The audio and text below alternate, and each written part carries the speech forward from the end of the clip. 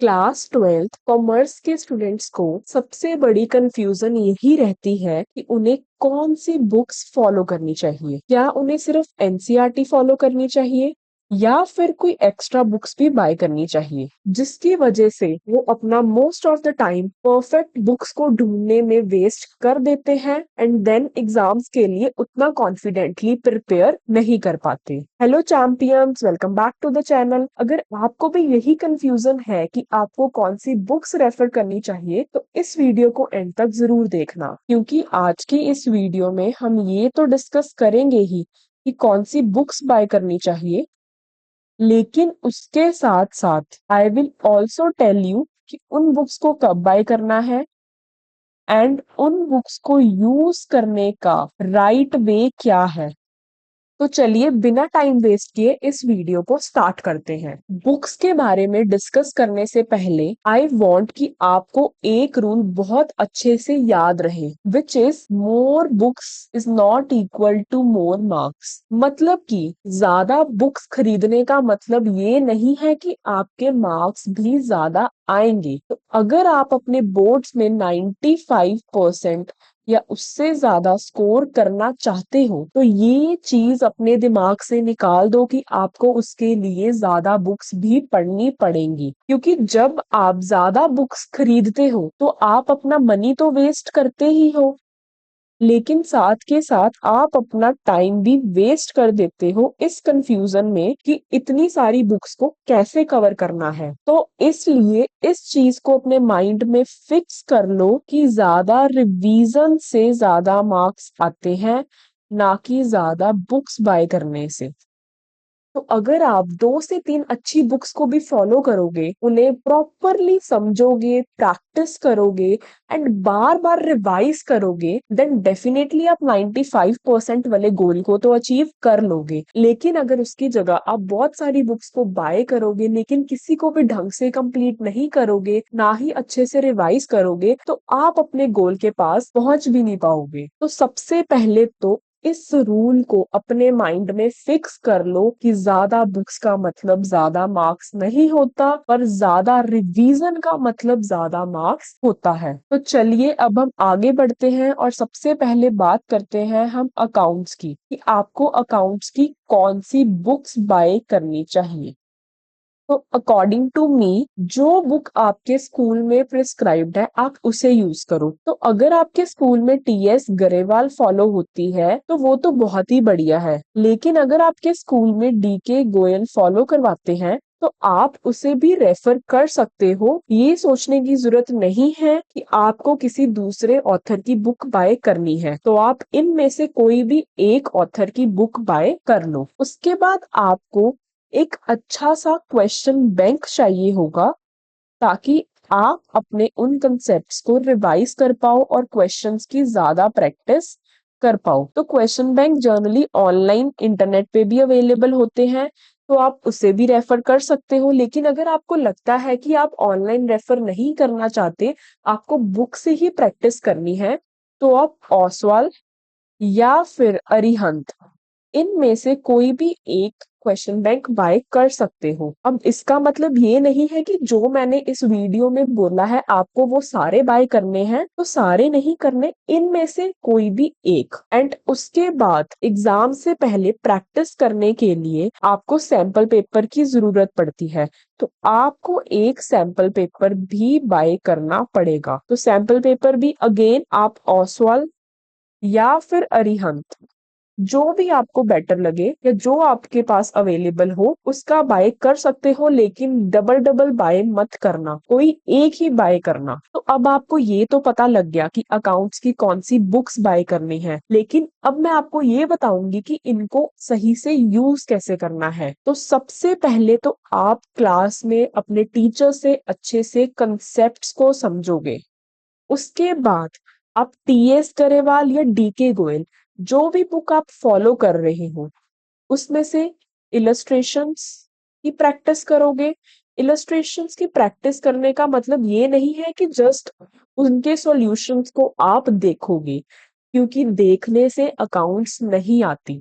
आप कंसेप्ट समझने के बाद इलस्ट्रेशन को अच्छे से पढ़ोगे, समझोगे एंड देन बिना देखे उसे सॉल्व करने की कोशिश करोगे। हाँ, सॉल्व करने के बाद आप अपना आंसर चेक कर सकते हो एंड देन आपको इनके बैक एक्सरसाइज क्वेश्चंस भी अच्छे से प्रैक्टिस करने हैं। And when you are done with TS Grewal और डीके गोयल, तब आप अपना क्वेश्चन बैंक उठाओगे और जिस चैप्टर की प्रैक्टिस आपने अपनी प्रिस्क्राइब्ड बुक यानी कि टीएस करेवाल या डीके गोयल में से की है, उसी सेम चैप्टर के क्वेश्चंस आप क्वेश्चन बैंक में से सॉल्व करोगे। क्वेश्चन बैंक में ज्यादातर पिछले पेपर्स के क्वेश्चंस ही गिवन होते हैं, तो जब आप उन पीवाईक्यूज को क्वेश्चन बैंक में से सॉल्व करोगे तो आपको पता लगेगा कि बोर्ड्स में किस टाइप के क्वेश्चन पूछे जाते हैं और क्या आप उनके लिए प्रिपेयर्ड हो, कौन से कंसेप्ट्स आपके वीक हैं, और अगर आपको लगे किसी टॉपिक पे काम करने की जरूरत है तो उस पे आप ज्यादा काम कर सकते हो। तो क्वेश्चन बैंक को जरूर सॉल्व करना एंड जब आपने ये सब कर लिया उसके बाद एंड में आप सैंपल पेपर्स की प्रैक्टिस करोगे, जिसको अब हम आगे डिटेल में डिस्कस करेंगे कि कैसे सैंपल पेपर्स की प्रैक्टिस करनी है और कब करनी है। तो अब हम बढ़ते हैं हमारे नेक्स्ट सब्जेक्ट की तरफ, विच इज बिजनेस स्टडीज। तो बिजनेस स्टडीज को स्टूडेंट ये सोच के इग्नोर करते हैं या लाइटली लेते हैं कि ये तो एक थ्योरी सब्जेक्ट है, कहीं से भी कर लेंगे, किसी ऑथर की बुक उठा लेंगे, वहां से लर्न कर जाएंगे। लेकिन अगर आप भी इसी अप्रोच के साथ चल रहे थे then you are on the wrong direction, क्योंकि बिजनेस स्टडीज के पेपर में ज्यादातर केस स्टडीज आती है एंड ये केस स्टडीज आपकी एनसीईआरटी की वर्डिंग से उठाई जाती है। तो जिस स्टूडेंट ने एनसीईआरटी अच्छे से पढ़ी होती है, बार बार रिवाइज की होती है, वही इन केस स्टडीज को कॉन्फिडेंटली सॉल्व कर पाता है। बाकी स्टूडेंट्स कंफ्यूज ही होते रहते हैं। तो if you want to score high in your business studies तो एनसीईआरटी करना कंपलसरी है एंड मेरे अकॉर्डिंग तो बिजनेस स्टडीज के लिए सिर्फ और सिर्फ एनसीईआरटी की ही जरूरत है एज अ मेन बुक। आपको और कोई बुक बाय करने की जरूरत नहीं है। उसके बाद बिजनेस स्टडीज के लिए आपको एक क्वेश्चन बैंक चाहिए होगा जो आप ऑनलाइन भी रेफर कर सकते हो, और अगर आपको कोई बुक चाहिए तो ओसवाल या फिर अरिहंत कोई भी एक क्वेश्चन बैंक बाय कर लेना। एंड सैंपल पेपर के लिए भी आप ओसवाल या फिर अरिहंत के सैंपल पेपर्स बाय कर सकते हो, लेकिन कोई एक बाय करना, दोनों बाय करने की जरूरत नहीं है। अब आपने ये देख लिया कि कौन सी बुक्स लेनी है, अब आपको मैं ये बताती हूँ कि इन बुक्स को यूज कैसे करना है। तो सबसे पहले तो जो भी चैप्टर आपने करना है पहले उसे एनसीईआरटी से अच्छे से रीड करो, एक एक टॉपिक को समझो, हर एक लाइन को रीड करो एंड इम्पोर्टेंट वर्ड्स को मार्क करते रहो। ये होगी आपकी फर्स्ट रीडिंग। तो फर्स्ट रीडिंग में जस्ट आपने चीजों को, कंसेप्ट्स को समझना है एंड मार्क करना है। उसके बाद आप सेकंड टाइम रीड करोगे उसी चैप्टर को, बट इस बारी आप एक एक चीज को दोबारा से नहीं पढ़ोगे, आप उन इम्पोर्टेंट पॉइंट्स को, इम्पोर्टेंट हेडिंग्स को, इम्पोर्टेंट कीवर्ड्स को ही रीड करोगे फॉर लर्निंग। तो फर्स्ट टाइम रीडिंग का मतलब होगा समझने के लिए एंड सेकंड रीडिंग का मतलब होगा उन समझी हुई चीजों को अच्छे से लर्न करने के लिए। उसके बाद आप अपनी वर्डिंग में शॉर्ट नोट्स बनाओगे। आप कोशिश करना कि आप एक चैप्टर को 2 से 3 पेजेस में समराइज करने की कोशिश करो। तो उन शॉर्ट नोट्स में एक एक चीज डिटेल में नहीं लिखनी, आपको just important definitions, concepts, points, headings, keywords, सिर्फ इनको ही लिखना है और 2 से 3 पेजेस में अपने नोट्स को कंप्लीट कर देना है।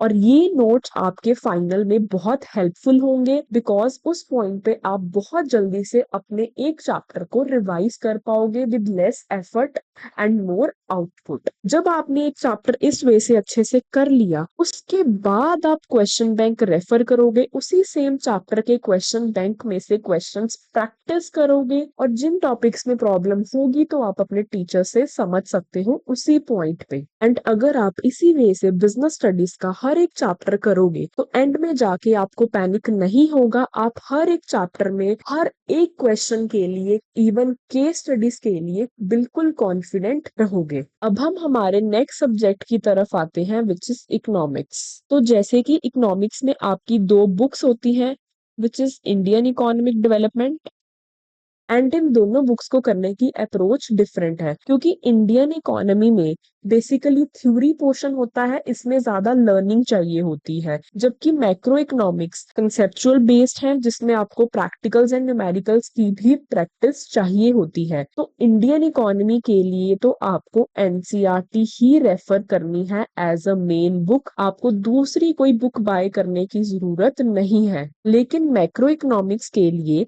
जो भी बुक आपके स्कूल में प्रिस्क्राइब्ड है वो यूज कर सकते हो। अगर संदीप गर्ग प्रिस्क्राइब्ड है तो वो यूज करो, या फिर अगर कोई और बुक प्रिस्क्राइब्ड है तो वो यूज कर सकते हो, वहां से कंसेप्ट्स करो और न्यूमेरिकल्स की प्रैक्टिस कर सकते हो। एंड क्वेश्चन बैंक के लिए अगेन या तो आप ऑनलाइन क्वेश्चंस देख सकते हो, या फिर ओसवाल और अरिहंत में से कोई भी एक बाय कर लो।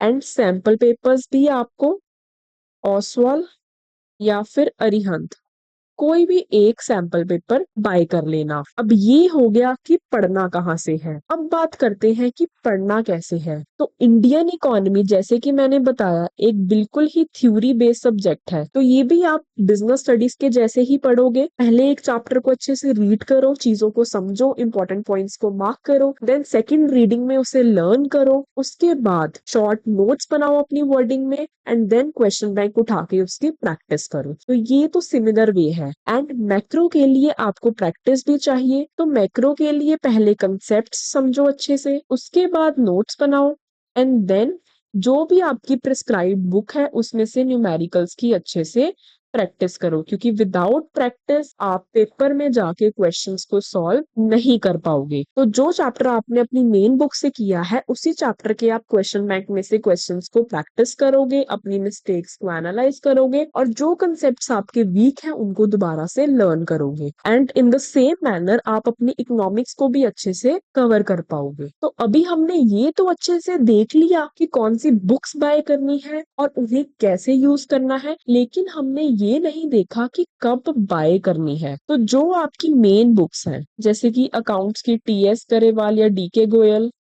बिजनेस की एनसीईआरटी, इकोनॉमिक्स में इंडियन इकोनॉमी की एनसीईआरटी, एंड मैक्रो की जो आपके स्कूल में प्रिस्क्राइब्ड है या फिर संदीप गर्ग की बुक, तो ये मेन बुक्स तो आपने बाय कर ली होंगी। और अगर नहीं की है तो यही राइट टाइम है बाय करने का, आज ही जाके इन बुक्स को बाय कर लो। एंड क्वेश्चन बैंक, अगर तो आप ऑनलाइन क्वेश्चन बैंक यूज करोगे तो आप अभी से जो चैप्टर्स आपने करने हैं उनके पीडीएफ्स डाउनलोड कर लो या लिंक सेव कर लो। और अगर आपने कोई बुक बाय करनी है जैसे कि अरिहंत या ओसवाल में से कोई बुक बाय करनी है, तो ये बुक बाय करने का भी राइट टाइम अभी है। तो ये दोनों मेन बुक और क्वेश्चन बैंक आपको अभी बाय करना है, क्योंकि जैसे जैसे मेन बुक से चैप्टर करते जाओगे साथ साथ वही चैप्टर की प्रैक्टिस क्वेश्चन बैंक में से करते जाना, क्योंकि एंड में जाके इतना टाइम नहीं होता कि आप रिवीजन भी कर लोगे और दोबारा से क्वेश्चंस भी कर लोगे। तो अभी राइट टाइम है, बुक में से कंसेप्ट समझो और क्वेश्चन बैंक में से प्रैक्टिस करते जाओ। एंड सैंपल पेपर बाय करने की जरूरत आपको अभी नहीं है। तो सैंपल पेपर उसी पॉइंट पे बाय करना जब सीबीएसई का या फिर और कोई बोर्ड का जिसमें आप स्टडी कर रहे हो उसका ऑफिशियल सैंपल पेपर रिलीज होगा। तो सैंपल पेपर के लिए भी ओसवाल या अरिहंत जो भी बाय करना है वही बाय करना। तो सैंपल पेपर आपको अराउंड नवंबर या दिसंबर में बाय करना है, क्योंकि सैंपल पेपर की प्रैक्टिस तभी चाहिए होती है, तो उसी टाइम पे बाय करना। तो सैंपल पेपर को कैसे यूज करना है ये हम अभी डिस्कस कर लेते हैं। तो सैंपल पेपर का मतलब होता है कि आपने अपनी राइटिंग प्रैक्टिस करनी है, क्योंकि अगर आप बिना प्रैक्टिस के जाके सीधा पेपर में बैठोगे तो आप या तो टाइम पे कंप्लीट नहीं कर पाओगे या आप अपनी आंसर फॉर्मेशन अच्छे से नहीं कर पाओगे। तो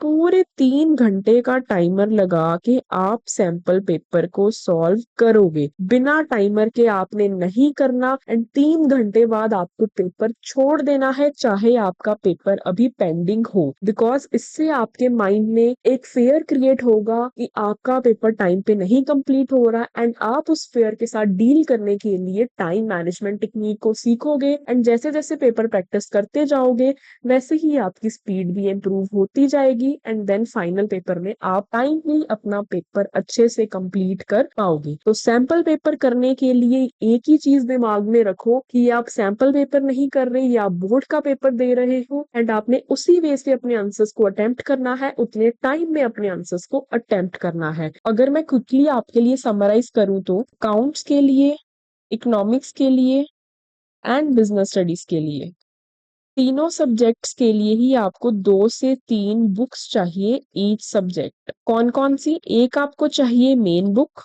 दूसरा आपको क्वेश्चन बैंक चाहिए एंड थर्ड बुक जो आपको चाहिए वो है सैंपल पेपर। तो मेन बुक में या तो प्रिस्क्राइब चाहिए या एनसीईआरटी चाहिए। क्वेश्चन बैंक आप या तो ऑनलाइन रेफर करो या आप स्किप भी कर सकते हो, अगर नहीं बाय करना चाहते ऑनलाइन सोर्सेज से क्वेश्चन बैंक उठाओ और प्रैक्टिस करो। लेकिन अगर आपको चाहिए तो आप ओसवाल या फिर अरिहंत का बाय कर सकते हो।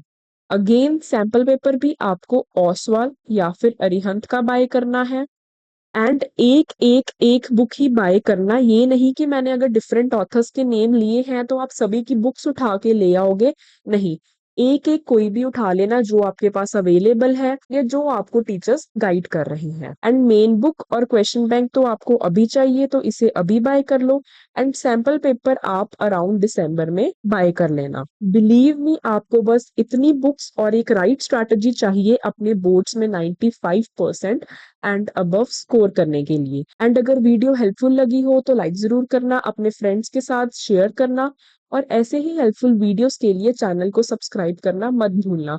तो इसी के साथ मिलते हैं नेक्स्ट वीडियो में, तब तक के लिए keep learning and keep growing.